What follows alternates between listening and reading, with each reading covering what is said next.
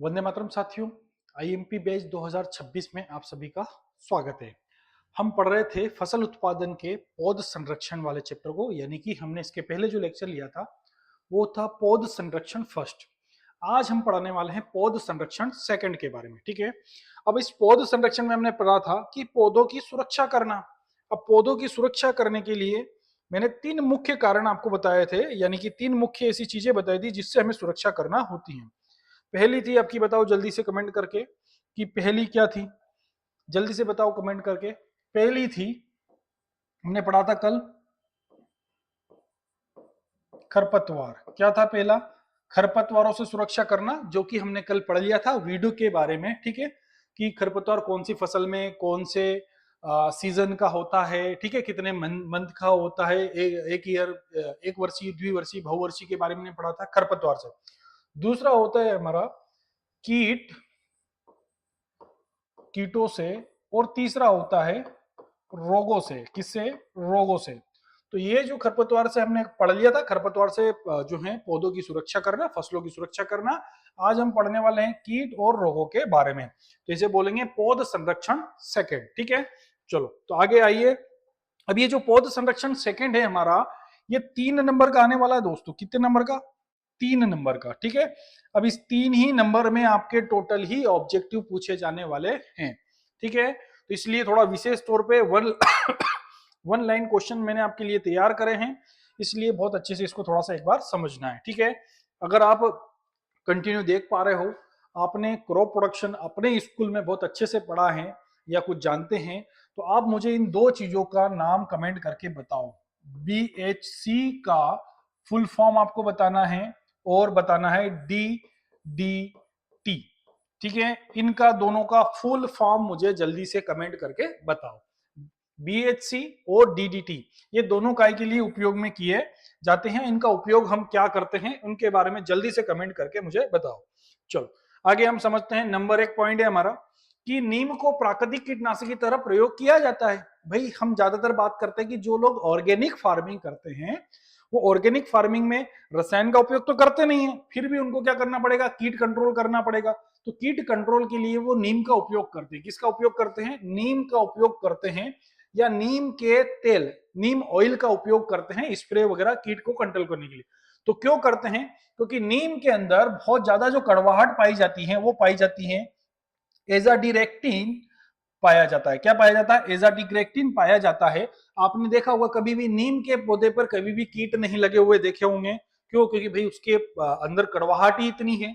तो ये एजाडिरेक्टिन के कारण हम उसका स्प्रे करते हैं ताकि उसको कीट नहीं खाता है, या कीट खाते हैं तो उसे खत्म हो जाता है। ठीक है, दूसरा प्रश्न पूछा जाएगा, निम्न में से कौन सा कीट नहीं है? अब कई बार होता है ये ऑब्जेक्टिव में पूछा जाता है, कई प्रकार की 3-4 बीमारियां दे देते हैं और कीट का नाम दे देते हैं, है ना। बहुत सारे कीटों के नाम दे दिए आपको और उसके साथ एक दे दिया किट, तो यहाँ ऑप्शन आएगा किट। क्योंकि कई बार बच्चे ये समझते हैं कि किट का तो किट ही होता है, तो भाई ये गलत ऑप्शन लगा दे। कीट यानी कि रस्ट एक प्रकार की ये क्या है? बीमारी है। क्या है ये? बीमारी है। ये कीट नहीं है, एक प्रकार की क्या है? बीमारी है। अगला, आलू का अगेती अंगमारी रोग होता है अल्टरनेरिया द्वारा। किसके द्वारा? कौन से? यानी कि अल्टरनेरिया के द्वारा होता है। कीट नियंत्रण की निम्नलिखित विधियों में कौन सी भौतिक विधियों के अंतर्गत नहीं आती? नहीं आती, नहीं आती। समझ में आ रहा है ना? कई बार बच्चे इतनी जल्दी इतनी जल्दी इतनी जल्दी पढ़ते हैं भाई कि वो नहीं का मतलब ही नहीं, या नहीं देखते ही नहीं है, वो नहीं समझते ही नहीं है ना। और वो क्या करते हैं? अपना आंसर गलत लगा देते हैं। तो यहाँ पूछा गया है कि भाई विधियों में कौन सी भौतिक विधियों के अंतर्गत नहीं आती? भौतिक विधियां। ठीक है, तो कीटनाशकों का छिड़काव से कीटों को नष्ट करना, कीटनाशकों का छिड़काव करना भौतिक विधि में नहीं आता है। क्योंकि हमने पढ़ा था कल भौतिक विधि में तो क्या करना भाई, है ना, अलग अलग प्रक्रिया होती है कीट नियंत्रण के लिए। जो ट्रेपिंग वगैरह लगाई जाती है उससे हम कीट नियंत्रण करते हैं, है ना। या खेतों में लाइट जलाई जाती है और लाइट के नीचे क्या रखा जाता है? ऑयल रख सकते हैं, बहुत सारे घासलेट, या बहुत सारे पानी भरकर भी रख सकते हैं। तो वो होती है भौतिक विधियां। ठीक है, अब भौतिक विधियों में ये नहीं आती क्योंकि हम इस पे स्प्रे कर रहे हैं। अगला प्रश्न है, पायरिला सबसे अधिक हानि पहुंचाता पायरिला कीट कौन सी फसल में लगता है? ध्यान रखना, सुगर केन। गन्ने में सबसे अधिक लगता है कौन सा कीट? पायरिला। अगला है, पौधों से प्राप्त कीटनाशक दवा है, अब पौधों से हम क्या प्राप्त करते हैं, अभी तो नीम ऑयल भी प्राप्त करा था, नीम ऑयल से ज्यादा चलता है ना, यानी कि क्या, निकोटीन। क्या चलता है भैया, निकोटीन। ये निकोटीन का उपयोग किया जाता है, ये पौधों से प्राप्त किया जाता है, पौधों से प्राप्त, यानी कि इसे भी हम क्या करते हैं भैया, निकोटीन पाया जाता है तंबाकू में। किसमें पाया जाता है, तंबाकू में। तो तंबाकू के रस को घोलकर निकोटीन प्राप्त करते हैं और इसका भी जो है कीट नियंत्रण के लिए स्प्रे किया जाता है। चिपचिपे, अब चिपचिपे ट्रेप के प्रयोग से, अब कई सोच रहे होंगे कि सर पौधों से प्राप्त कीटनाशी का दवा है, तो भैया यहाँ ऑप्शन में नीम था ही नहीं। क्या नहीं था, नीम नहीं होगा तो आपको क्या लगाना है, निकोटीन लगाना है। आगे बात समझ में। चिपचिपे ट्रेप के प्रयोग से किस कीट के प्रभाव को रोका जाता है। चिपचिपे ट्रेप का मतलब क्या होता है, आप लोगों ने देखा होगा हमारी फल वाली फसलें या सब्जी वाली फसलों के ऊपर बहुत सारे खेतों में डंडियां लगी होती है और डंडियों के ऊपर पीले पीले वो लगे होते हैं प्लास्टिक के, ठीक है ना, तो वो चिपचिपे ट्रेप होते हैं ताकि कीट उसकी ओर आकर्षित होता है और उस पर चिपक जाता है, तो उसे हम बोलते हैं चिपचिपे ट्रेप। तो स्केल कीट होता है जो उसे ज्यादातर उसे क्या करता है, आकर्षित करता है और पंख उसके डायरेक्टली उस पर चिपक जाते हैं। ये स्केल नहीं है बेटा, है ना। ऐसे रसायन जिनके संपर्क में आने मात्र से ही कीट नष्ट हो जाते हैं, ऐसे रसायन क्या कहलाते हैं, संपर्क में कीट के, यानी कि क्या होता है, बिल्कुल संपर्क में आने से, तो उसे बोलते हैं संपर्क कीटनाशी। क्या करना, सिर्फ खाने से मरना नहीं है, संपर्क में आ गया तो भी कीट मर जाते हैं, ठीक है ना। तो ऐसे रसायन को हम बोलते हैं संपर्क कीटनाशी, ठीक है। अगर कीट उनके संपर्क में आया तो ही मर जाता है। फूल मक्खी को उत्तर प्रदेश में क्या कहा जाता है, तो सोन मक्खी भी कहा जाता है, ये थोड़ा सा आउट लिया हमने, ठीक है, सोन मक्खी। अगला, फेरोमोन कीटों की उपस्थिति जानने के लिए देश देश की भांति प्रयोग किया जाता है फेरोमोन। अब फेरोमोन क्या होता है सर, फेरोमोन अभी जो चिपचिपे ट्रेप का मैंने बताया था, ठीक इसी प्रकार से कीटों के द्वारा छोड़े गए रासायनिक पदार्थ, ठीक है, कीटों के द्वारा छोड़े गए रासायनिक पदार्थ को हम बोलते हैं फेरोमोन की परिभाषा दी गई।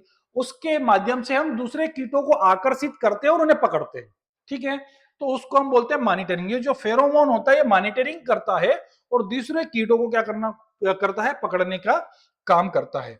फसल चक्र कीट नियंत्रण में अत्यंत रहता है भैया, क्या लाभकारी, भाई फसल चक्र जब हम बार बार बदलते हैं तो कीट नियंत्रण में लाभकारी होता है, क्योंकि हर एक फसल के कीट क्या होते हैं, अलग अलग होते हैं। तो भाई फसल काटने के बाद जो कीट बच जाते हैं वो वहीं मर जाना चाहिए, नहीं तो हम फसल चक्र नहीं अपनाते तो वो कीट क्या होते हैं, एक फसल के बाद एक फसल पर नुकसान पहुंचाते रहते हैं। चिपचिपे ट्रेप पास प्राय वाले वृक्षों को कीटों, यानी कि फल वाले, यहां याद रखना कि फल वाले वृक्षों में ज्यादातर उपयोग किए जाते हैं चिपचिपे ट्रेप या प्रास का, ठीक है। अगला प्रश्न है दोस्तों, गडल बीडल फसल का कीट है। गडल बीडल ये क्या करता है, तने को खा जाता है, सोयाबीन पूरा क्या करता है, सोयाबीन का मुख्य कीट होता है, गडल बीडल लग जाती है तो सोयाबीन को काटता, तने को काटता है और सोयाबीन गिर जाती है, तने को काटता और सोयाबीन सूख जाती है, ठीक है। तंबाकू का मोजेक रोग कहलाता है, विषाणु जनित होता है भैया। धान का अंगमारी रोग कहला है ना, जीवाणु के द्वारा फैलता है। गेहूं का कीट रोग कवक के द्वारा फैलता है ना, रस्ट किसके द्वारा फैलता है, कवक के द्वारा फैलता है। तो आप एक बार और थोड़ा सा आपको कवक जनित रोग, जीवाणु जनित रोग, है ना, और विषाणु जनित रोगों के बारे में आपको थोड़ा सा एक बार पढ़ना है, ठीक है, तो ये आपको देखना है। अगला प्रश्न है हमारा, एल्यूमिनियम फास्फाइड एक कीटनाशी है, ध्रुमक, ठीक है, कौन सी कीटनाशक है, फमीगेशन, ठीक है, फमीगेशन कीटनाशक है। अगला, आंक का वानस्पतिक, आंक मतलब आंकड़ा जिसे हम पढ़ते हैं, केलोट्रोपिस प्रोसेरा, केलोट्रोपिस प्रोसेरा, ठीक है, याद रखना। सेवाल द्वारा उत्पन्न होने वाले किसी रोग का नाम बताइए, किसके द्वारा, सेवाल के द्वारा। तो चाय का लाल कीट कौन सा होता भैया, है ना, रेड रस्ट ऑफ टी। तो चाय का लाल कीट जो होता है सेवाल के द्वारा फैलता है। इथाइलिन डाइब्रोमाइड कीटनाशी है, ध्रुमक, ये भी फमीगेशन है, ठीक है ना, ध्रुमक कीटनाशी है। अगला, नींबू का कैंकर रोग किसके द्वारा उत्पन्न होता है, जीवाणुओं के द्वारा, किसके द्वारा, जीवाणुओं के द्वारा। दूसरा, धान के कच्चे बीजों से रस चूसने वाले कीट का नाम बताइए। तो चावल का गंधी बग बोला जाता है इसे, गंधी कीट या गंधी बग, ठीक है। अगला, कीट पतंगों की रोकथाम के प्रयुक्त होने वाले क्या कहलाते हैं, कीटनाशक। भैया कीट पतंगों की अगर कंट्रोल करोगे तो किसका दवाई, कौन सी दवाई का स्प्रे करना पड़ेगा, कीटनाशक दवाई का खेतों में स्प्रे करना पड़ेगा। अगला आता है, गामा बीएचसी को क्या कहते हैं, तो इसे लिडेन के नाम से भी जाना जाता है। मैंने आपसे क्वेश्चन पूछा था इसके पहले भी भैया, है ना, जल्दी से बताओ, कुछ 2 क्वेश्चन करा था आप लोगों से। मैंने पूछा था आप लोगों से BHC का पूरा नाम, जल्दी से बताओ, BHC के बारे में, जल्दी से। BHC का ही पूछा था, है ना, BHC का ही पूछा होगा मैंने, जल्दी से बताओ, जल्दी से। आप लोगों ने कमेंट नहीं किया शायद, मुझे लगता है कि आप लोगों ने कमेंट नहीं करोगे तो फिर मैं भी कैसे बताऊंगा भाई। मैं तो बताऊंगा ही खैर, क्योंकि मुझे पढ़ाना है भाई, आपके नंबर अच्छे करवाना है ना। आपने नहीं पढ़ा होगा तो हो सकता है कि अभी आप पढ़ो, तो है ना। इसे बोला जाता है बेंजीन हेक्साक्लोराइड। क्या बोला जाता है? बेंजीन। क्या बोला जाता है? Benzene hexa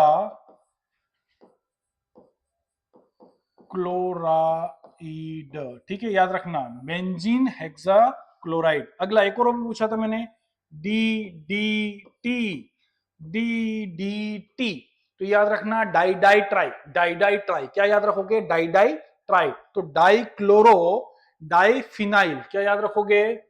die die chloro, क्या याद रखोगे? डाई क्लोरो डाई डाई, यहां लिख देता हूं, ठीक है, die chloro die phenyl, die phenyl, dichlorodiphenyl. एक और बताया था मैंने, ट्राई ट्राई, क्या बोला था? Dichlorodiphenyl trichloroethane, trichloroethane. ठीक है, ये इसका फुल फॉर्म होता है, पूछ लिया जाता है, ठीक है।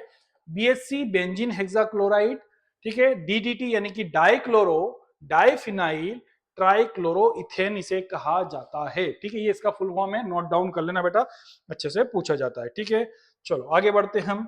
अगला कई बार बहुत ज्यादा जो है, मैंने बताया था कि तीनों नंबर के इसमें से ऑब्जेक्टिव आने वाला है, तो और सिंपल सी भाषा में कि कई बार जैसे सही जोड़ी हमसे इस तरह से पूछ ली जाती है, तो मिलीबग या मिलीबग का उपयोग हमने क्या करा था भैया? चिपचिपे ट्रैप। ये सब राइट आंसर है बेटा, ठीक है, याद रखना। चिपचिपा पॉस या इसे ट्रैप कहा जाता है। मिलीबग या मिलीबग यानी कि आम। अब ये मिलीबग किसका कीट है भैया? ये अभी याद रखना, आम के पौधों का। किसके पौधों में लगता है? आम के लगता है। तो मिलीबग का पकड़ने के लिए किसका उपयोग करते हैं? चिपचिपा ट्रैप या प्रहास का उपयोग करते हैं। सफेद मक्खी क्या काम करती है? तो भैया रस चूसक है, सफेद मक्खी रस चूसने का काम करती है और पौधों के अंदर क्या करती है? वायरस भी फैलाती है, ठीक है। अब अगला कंडवा स्मट की बात करें तो ये फसल का रोग है, ये तो हम सब जानते हैं। चक्रभ्रंग कीट है, पर कौन सा? तो तना छेदक। ये क्या करता है? तने को छेदने का काम करता है। मूंगफली में जो रोग लगता है, कौन सा रोग लगता है? टिक्का रोग लगता है। सरसों यानी कि सरसों में लगता है व्हाइट रस्ट, और गन्ने में लगता है रेड रॉट, है ना। रेड रॉट जो है गन्ने को, लाल सड़न रोग गन्ने के सड़ जाते हैं। तो ये इसके राइट आंसर होते हैं। इनको 1 या 2 बार आपको अच्छे से पढ़ना है ताकि आपको अच्छे से समझ में आ जाए, ठीक है। चलो आगे बढ़ते हैं, इस 3 नंबर को आगे बढ़ाते हैं। डायरेक्टली राइट आंसर इसके आते हैं। कई बार इसको सही जोड़ी में पूछेंगे, ऊपर नीचे करेंगे, अब वो आपको सही मिलाना है। अगला बद्यता मोजेक की हम बात करें तो किसमें लगता है भैया? अरहर का रोग है। चिपचिपे ट्रैप का मैंने बराबर अभी बताया था। चिपचिपे ट्रैप का मतलब आम में लगना, तो आम में इसका उपयोग किया जाता है। नीम, तो नीम एक प्रकार की जैविक कीटनाशक है ना, क्योंकि इसके नीम का तेल को हम उपयोग करते हैं, जैविक कीटनाशी कहलाते हैं। बोर्डो मिश्रण यानी कि फफूंदनाशी, आपने देखा होगा ये बोर्डो मिश्रण का, है ना। तो बोर्डो मिश्रण हमने देखा होगा, अधिकतर फल बागानों के पौधे नीचे से चूने ऊने से पौध दिए जाते हैं ना, तो वो चूना ही नहीं होता, सिर्फ उसमें चूना, नीला थोता और पानी, तीनों का मिक्सचर होता है, और उसके बाद उसमें पौध दिया जाता है। क्यों पौध दिया जाता है? क्योंकि ये जितनी भी पेड़ों में लगने वाली फफूंदों को नष्ट कर देता है। फास्फोमिडोन का उपयोग कीटनाशी, यानी कि फास्फोमिडोन एक प्रकार की क्या है? कीटनाशी है। ब्लेट बाइट यानी कि आलू की फसल में ये रोग लगता है, ठीक है। तो इसलिए आपको ये जो मैंने राइट आंसर दिए, इनको बहुत बार एक बार अच्छे से पढ़ लेना, ताकि अच्छे से इनको साथ लोग समझ पाओ, ठीक है। 101% के साथ आप पढ़ोगे तो लगभग आपको समझ में भी आएगा। आप सभी को थैंक यू वेरी मच, ठीक है। इसी प्रकार के लेक्चर को देखने के लिए आप लोगों को चैनल को सब्सक्राइब करना पड़ेगा। सब्सक्राइब करने के साथ साथ में बेल आइकन बटन भी आपको दबाना पड़ेगा, है ना। तो हम जितने भी आगे आने वाले लेक्चरों को हम समय समय पर देख पाए और समय समय पर हमको नोटिफिकेशन मिल पाए, ठीक है। आई होप, मुझे लग रहा होगा भैया कि आप सब अच्छे से तैयारी कर रहे होंगे, बोर्ड का रिजल्ट भी आपका बहुत अच्छे से आएंगे। इसके लिए आप लेक्चर को कंटिन्यू आपको देखना ही होगा, ठीक है। वंदे मातरम।